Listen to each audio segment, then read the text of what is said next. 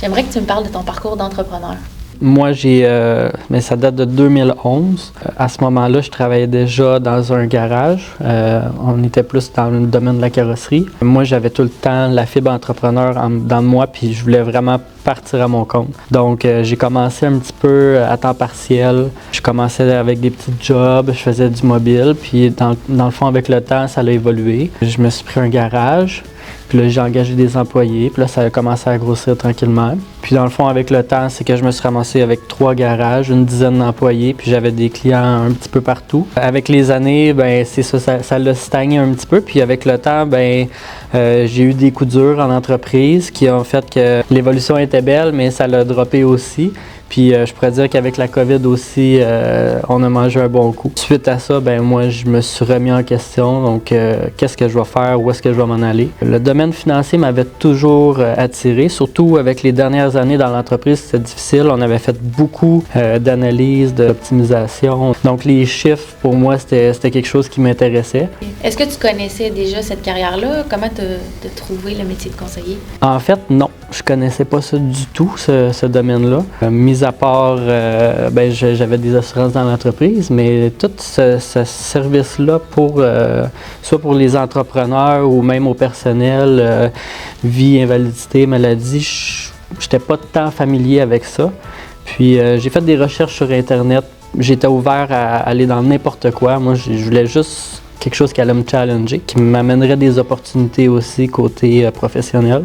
Tu as eu besoin de retourner aux études pour pouvoir entrer dans la carrière? Oui. Parle-moi un petit peu de ton processus d'études.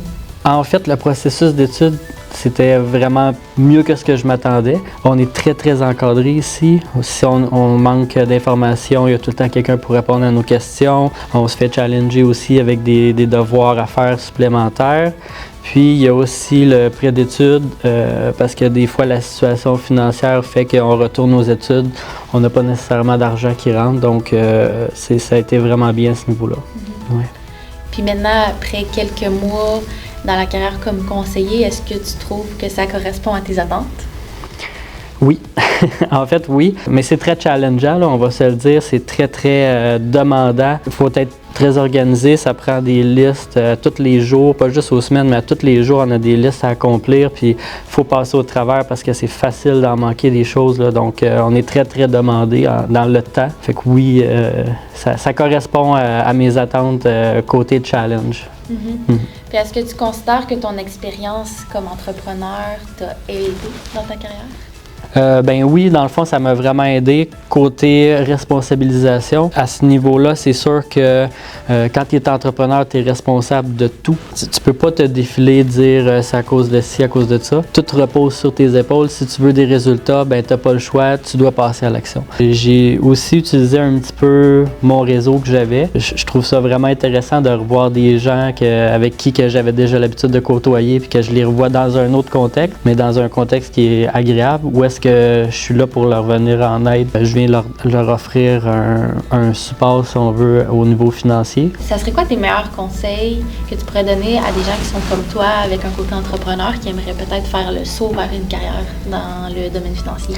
Je te dirais qu'un entrepreneur, peu importe le domaine qu'il est, s'il aime le côté relationnel, il aime aider les gens, je pense que ce domaine-là, c'est vraiment un domaine dans lequel il va sentir qu'il fait vraiment une différence.